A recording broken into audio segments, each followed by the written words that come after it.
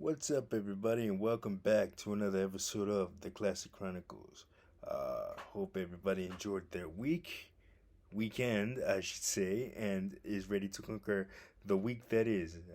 I'll get it eventually, guys. Bear with me.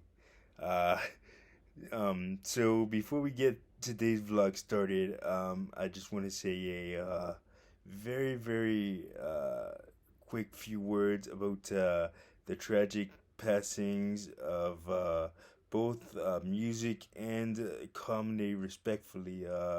It happened. They both happened on Thursday. We lost both Meatloaf and Louie Anderson. So Meatloaf, I I'm a you well. I only heard I won't do anything for love. I'll do anything for love, but I won't do that. And that's that's how my memory. I know I'm not that old to remember most of his other stuff, but I'm pretty sure it was very iconic. And as far as Louis Anderson goes, he was a stand-up comic, but I remember him most, and I'm pretty sure most people that grew up in my era remember him for the TV series that he did based on his life, the cartoon Life with Louie. Um, yeah, so it was very tragic to hear about those passings, and January's been a rough month in terms of passings. I hope things get better. So definitely rest in peace. Those two icons will both be missed. So let's get into today's vlog. And today I wanted to talk about, since it's coming up this as I'm recording this, today is Monday, so it's coming up this Saturday. The Royal Rumble pay-per-view in wrestling in WWE. The WWE Royal Rumble is coming up. So wanted to kind of talk about the Royal Rumble itself and give you some of my favorite memories from the pay-per-view. Not only the ones that I had the pleasure of watching on TV, which is pretty much all of them, and but the ones that I've actually been in attendance for live as a fan. So we're gonna get into that. So for those of you who don't watch WWE and are unfamiliar with the Royal Rumble, it's a match concept which 30 men and 30 women. They just started doing the women's Royal Rumble in recent years. Up until 2018, they had only done the men's Royal Rumble, where 30 men and 30 women come in and enter the ring at intervals of a minute and a half to 2 minutes. It changes every year for some reason. So the people that start one and two, they come out first, and then every minute and a half to 2 minutes, another superstar comes in, and the last remaining superstar to be in the ring after all 30 participants have entered is the winner, and they get a world championship shot at WrestleMania, which is kind of the WWE's equivalent of the Super Bowl, the World Series, whatever big sporting event you wanted to compare it to in other sports. That's the WWE's equivalent. So the first Royal Rumble that I remember watching was 1988. Of course, they didn't have pay-per-view back then, so it was broadcast on the USA Network as a 1 hour special. And the winner of that particular Royal Rumble was Hacksaw Jim Duggan. For those who don't know who he is, he was a guy that real a real patriot. used to carry around a 2x4 and the American flag, and just be real passionate about the USA. Um, so that was Hacksaw Jim Duggan in a nutshell. Uh, so and then later on, I didn't really like the first Royal Rumble that I really took interest in was about maybe 4 or 5 years later in 1994, uh, which is where Shawn Michaels won. Shawn Michaels and oh, wait a minute. Oh my God, what am I saying? 1994 was actually Bret Hart and Lex Luger. So, and that was historic because no that was the first Royal Rumble match with co-winners. So what they did at WrestleMania was one person would face. I think Lex Luger faced Yokozuna first, who was the WWF champion at the time, and then the winner of that match would go on to face the winner of the Lex Luger Yokozuna match in the main event. So basically, uh, Yokozuna defeated Lex Luger, and then Bret Bret Hart.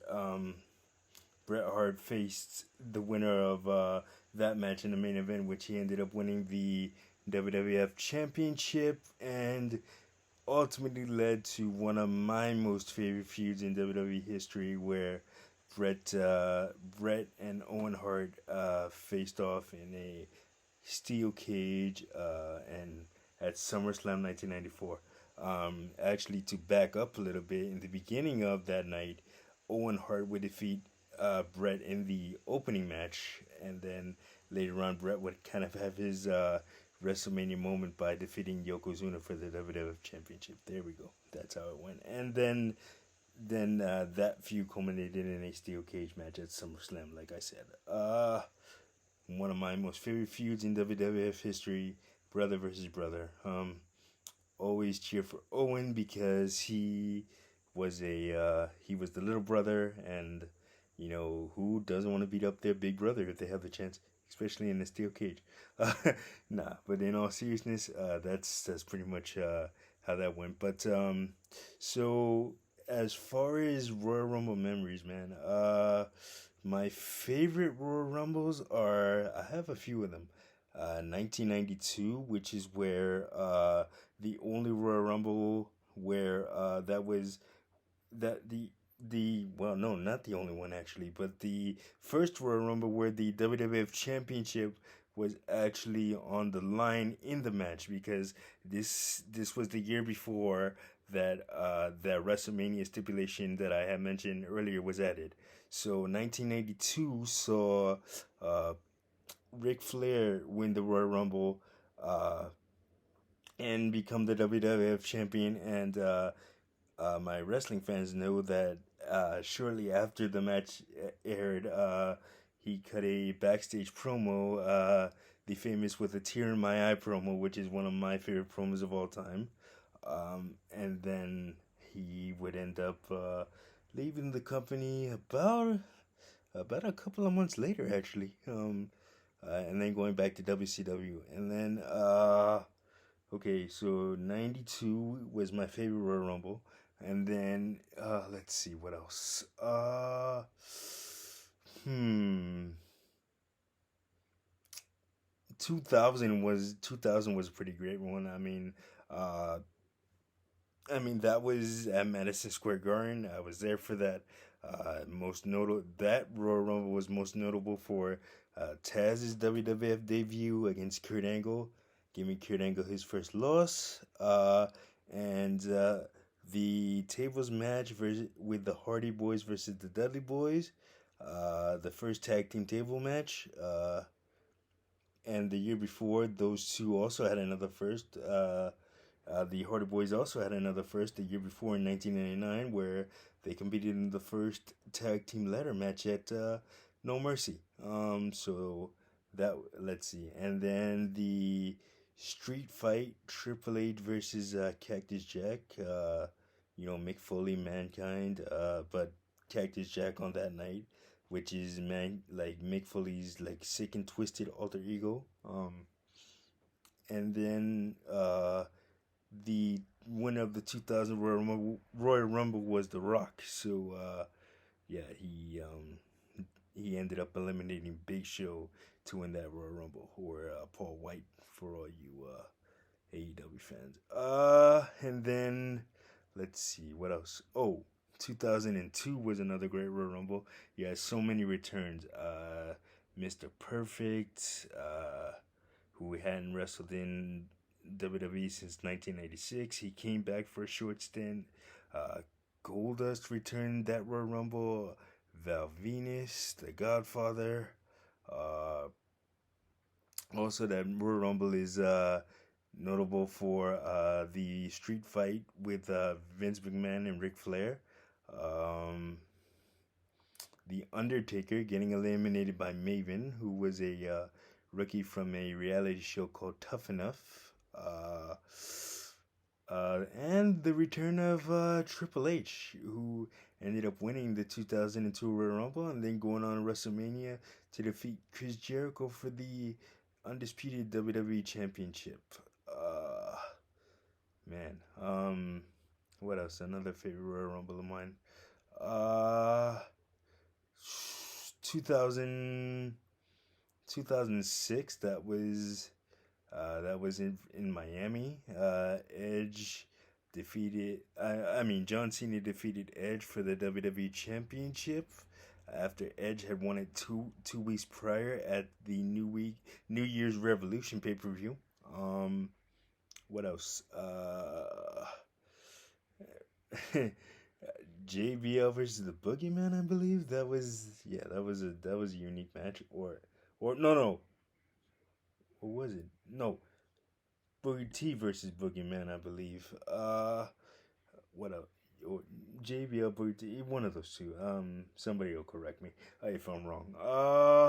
And that was the winner of that Royal Rumble was Rey Mysterio. He ended up entering number 2 and then lasting 62 minutes and 12 seconds to win the Royal Rumble. And that Royal Rumble was special because a couple of months prior in November, Eddie Guerrero had passed on, and anybody that knows professional wrestling knows how close Eddie Guerrero and Rey Mysterio were, and Rey Mysterio ended up winning the World Heavyweight Championship that year at WrestleMania, defeating Randy Orton and Kurt Angle in a triple threat match. What else? 2008 was pretty good. That Royal Rumble was at Madison Square Garden as well. I was there. So that Royal Rumble was most notable for Jeff Hardy and Randy Orton for the WWE Championship. Randy Orton ended up defeating Jeff Hardy. JBL took on Chris Jericho. That was if you don't remember that, JBL ended up choking out Chris Jericho with like a camera cord or camera cable or something like that, and ended up dragging him by his neck around the arena. And I remember Chris Jericho having like a huge like black and blue on his throat. It looked pretty gnarly. And the winner of that particular Royal Rumble was John Cena. He had come in. He had been injured a few months prior. He tore his pectoral muscle in a match against Randy Orton, and then he had came back earlier than expected to win the Royal Rumble. Unfortunately, he did not go on to WrestleMania to win the WWE Championship that year.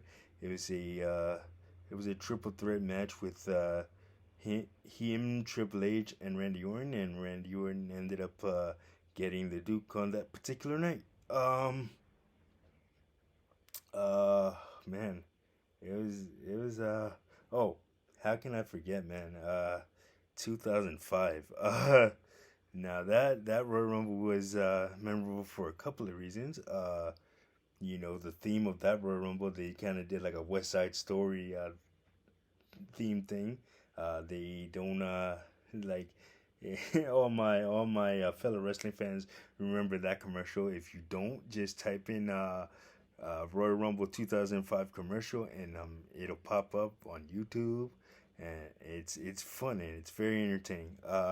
And that was also the Royal Rumble where Vince McMahon tore his quads during the Royal Rumble match at the end because he came out to aid in the debate of who won the Royal Rumble match between John Cena and Batista, because both of their feet had hit the floor at the same time, and nobody could decide who won. So Vince McMahon tried to run down into the ring, and while he was getting in the ring, he tore one quad, and then he tried to stand up while he was in the ring. Knowing that he tore a quad, he tore his other quad. So that was a bad night for Vince. But it was determined that Batista had won the 2005 Royal Rumble, and he went on to defeat Triple H at WrestleMania 21 for the World Heavyweight Championship, which would culminate inside Hell in a Cell at that June's Vengeance pay-per-view. What else? Any more memorable ones for me? No, I mean that's pretty much it as far as memorable Royal Rumbles go. And like I said, I was there live for 2000 and 2008. So yeah, those are. And then like I said, this Saturday the Royal Rumble's coming up. You got a lot of returning legends and current superstars battling out for the chance to go to WrestleMania this year. They're in Dallas, Texas, and it'll take place over 2 nights. Saturday, April 2nd, and Sunday, April 3rd. So should be a special Royal Rumble. I like the Royal Rumble because it's very unpredictable and very fast paced. And with all matches of the Battle Royal variety, you have to always keep your head on a swivel. Make sure you cover your front, back, side, and everything else, because you never know who's looking to eliminate you.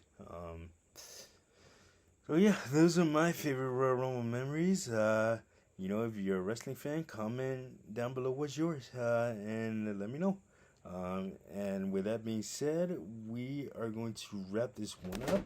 Make sure to like, subscribe, share, and most of all, don't forget to hit that notification button so you don't miss a video. And we got a lot of cool stuff coming up. And I will see you guys in the next one. Peace.